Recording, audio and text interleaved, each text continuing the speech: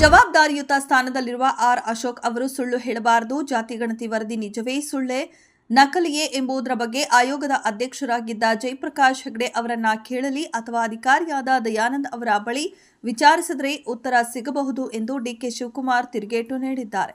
ಜಾತಿ ಗಣತಿ ವರದಿಯನ್ನ ಸಿದ್ದರಾಮಯ್ಯ ಅವರು ಮನೆಯಲ್ಲಿ ಇಟ್ಟುಕೊಂಡಿದ್ದಾರೆ ಎನ್ನುವ ಆರ್ ಅಶೋಕ್ ಅವರ ಆರೋಪದ ಪ್ರಕ್ರಿಯೆ ನೀಡಿದರು.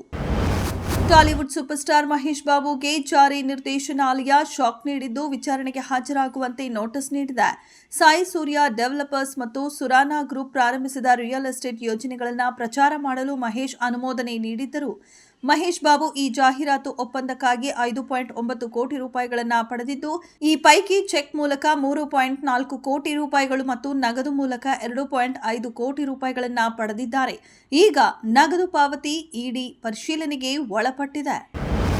ಅನುದಾನ ಸ್ಥಗಿತ ವಿಚಾರಕ್ಕೆ ಸಂಬಂಧಿಸಿದಂತೆ ಹಾರ್ವರ್ಡ್ ವಿಶ್ವವಿದ್ಯಾಲಯ ಮತ್ತು ಅಮೆರಿಕ ಅಧ್ಯಕ್ಷ ಡೊನಾಲ್ಡ್ ಟ್ರಂಪ್ ನಡುವಿನ ಸಂಘರ್ಷ ತಾರಕಕ್ಕೇರಿದ್ದು, ಇದೀಗ ಹಾರ್ವರ್ಡ್ ವಿಶ್ವವಿದ್ಯಾಲಯ ಟ್ರಂಪ್ ಆಡಳಿತದ ವಿರುದ್ಧ ಮೊಕದ್ದಮೆ ದಾಖಲಿಸಲು ಮುಂದಾಗಿದೆ. ಟ್ರಂಪ್ ಆಡಳಿತ ಕ್ಯಾಂಪಸ್ನಲ್ಲಿ ಕ್ರಿಯಾಶೀಲತೆಯನ್ನ ಮಿತಿಗೊಳಿಸುವ ಬೇಡಿಕೆಗಳನ್ನು ಧಿಕ್ಕರಿಸುವುದಾಗಿ ಸಂಸ್ಥೆ ಹೇಳಿದ್ದ ಹಾರ್ವರ್ಡ್ ವಿಶ್ವವಿದ್ಯಾಲಯವು ಇದೀಗ $2.2 ಶತಕೋಟಿ ಹೆಚ್ಚಿನ ಅನುದಾನ ಸ್ಥಗಿತಗೊಳಿಸುವಿಕೆಯನ್ನ ನಿಲ್ಲಿಸಲು ಮೊಕದ್ದಮೆ ಹೂಡಿರುವುದಾಗಿ ಪ್ರಕಟಿಸಿದೆ.